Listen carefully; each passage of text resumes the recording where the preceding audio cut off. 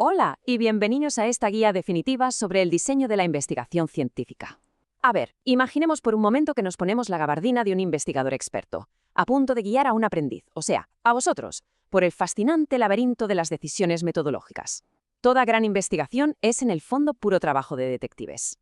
Pero para resolver un misterio científico no basta con hacer un par de preguntas, ¿verdad? Hay que saber exactamente cómo estructurar la búsqueda de esas respuestas. Hoy vamos a desentrañar el plan, esa estrategia milimétrica que nos permite obtener la información real y resolver nuestro problema. Así que vamos a sumergirnos de lleno y descubrir cómo los investigadores deciden el nivel de control perfecto para destapar la verdad. Para estructurar este viaje, estas serán nuestra hoja de ruta. Primero, variables y causalidad.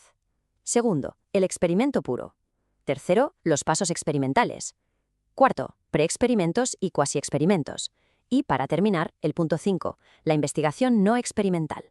Empezamos por la sección 1, variables y causalidad, literalmente la base absoluta de cualquier investigación.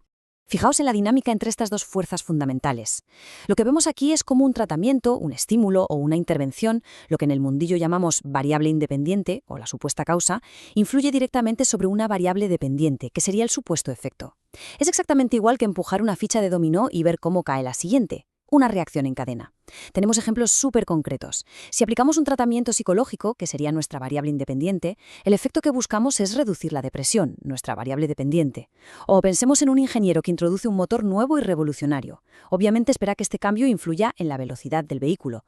Identificar estas variables es, sin duda, el primer gran paso antes de diseñar absolutamente nada.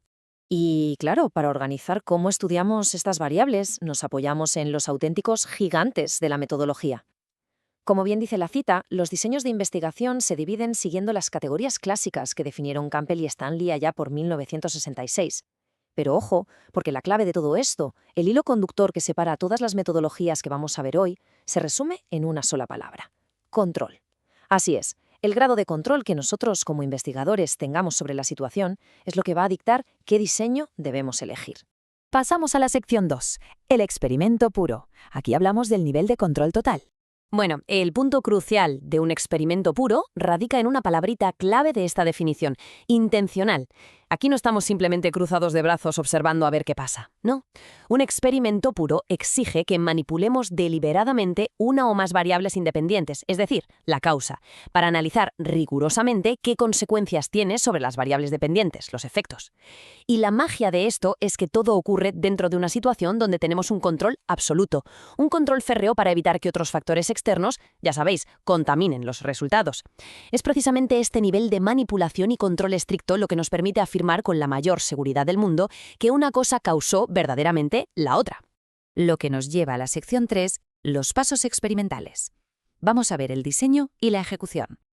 Vamos a meternos de lleno en los detalles de la planificación para ver cómo arranca esto en sus primeras etapas.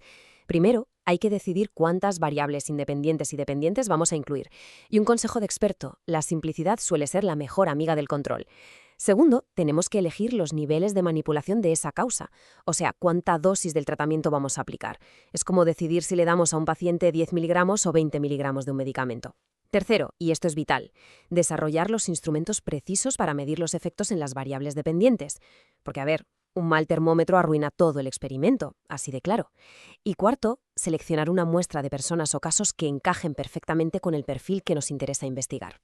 Toda esta parte es lo que llamamos la fase de diseño de gabinete, el puro trabajo de pizarra.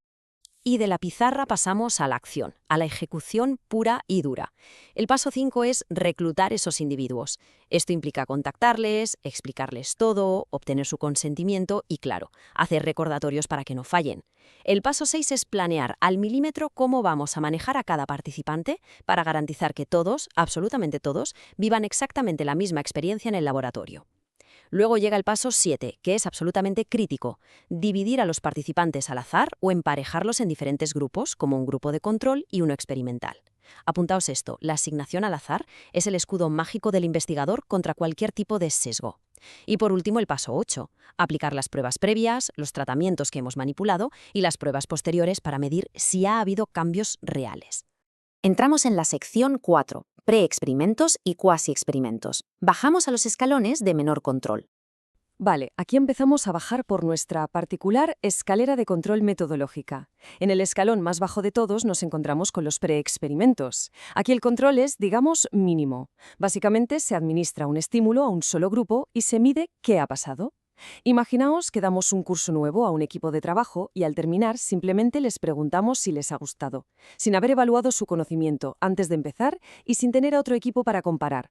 El problema gigantesco aquí, metodológicamente hablando, es que no hay medición previa ni grupos de contraste, y como resultado directo de estas enormes carencias, es literalmente imposible establecer la causalidad con certeza.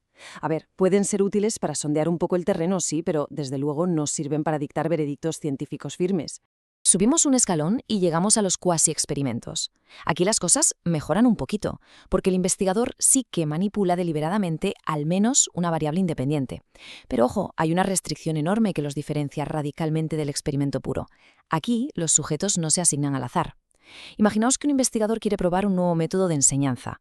En un cuasi-experimento utilizaría aulas de estudiantes que ya están formadas de antemano, por ejemplo la clase A y la clase B de un colegio, en lugar de mezclar a todos los estudiantes y asignarlos uno a uno de forma aleatoria. Esta falta de aleatoriedad supone una pérdida de control bastante significativa. Y eso significa que como investigadores siempre tendremos que ir con pies de plomo antes de sacar conclusiones definitivas sobre causa y efecto.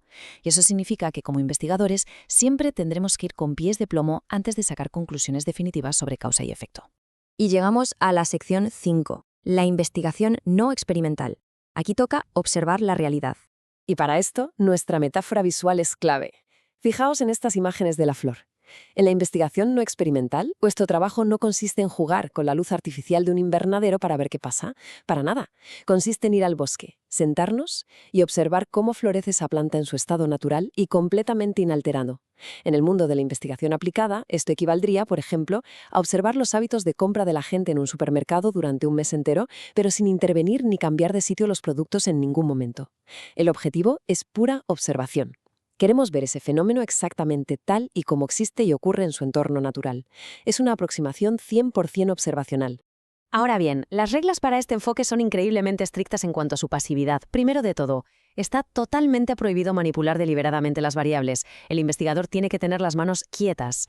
Segundo, el mandato es observar el evento, a la comunidad o el contexto, exactamente como se da de forma natural y espontánea. Y tercero, hay que recopilar toda esa información en bruto para analizarla después. En este tipo de diseño, el investigador es como un testigo riguroso. Su único trabajo es documentar la realidad, pero sin contaminarla jamás con ninguna intervención. Y dentro de esta observación pura, un investigador tiene, por así decirlo, dos formas distintas de mirar el reloj. Esta comparativa lo explica a la perfección. Por un lado tenemos el diseño transversal. Esto es literalmente como tomar una fotografía. Captura y evalúa el nivel de ciertas variables o la relación entre ellas en un único momento exacto en el tiempo. ¡Clic! Ya está. Por otro lado tenemos el diseño longitudinal. Y esto se parece mucho más a grabar una película documental. Aquí el enfoque se centra en estudiar cómo evolucionan y cambian esas variables, esos individuos o comunidades a medida que va pasando el tiempo. Ambos diseños se basan en observar la naturaleza, pero mientras uno capta un instante congelado, el otro nos cuenta una historia prolongada. Y esto nos lleva a la gran reflexión final de nuestro análisis de hoy. A lo largo de toda esta escalera de metodologías, hemos visto que existe una tensión constante, ¿verdad? Por un lado, aislar y manipular variables en un experimento puro nos da esa capacidad inigualable de probar la causalidad, pero corremos el riesgo de crear condiciones de laboratorio tan artificiales que luego no se apliquen al mundo real. Y por el contrario, la observación no experimental abraza la realidad cruda y compleja tal cual es, pero claro, a cambio sacrifica la certeza definitiva que nos da el control. Así que nos queda esta pregunta un poco provocadora flotando en el aire. A la hora de buscar nuevos descubrimientos, ¿dónde trazamos exactamente la línea? ¿Cómo se logra ese equilibrio perfecto entre la intervención rigurosa que nos demuestra el porqué y la observación respetuosa que nos muestra el cómo natural? Es, sin duda, el eterno dilema que hace que la investigación científica sea una disciplina tan sumamente fascinante. Bueno, muchísimas gracias por acompañarnos en este viaje metodológico y sigamos cuestionando cómo descubrimos la verdad. Hasta la próxima.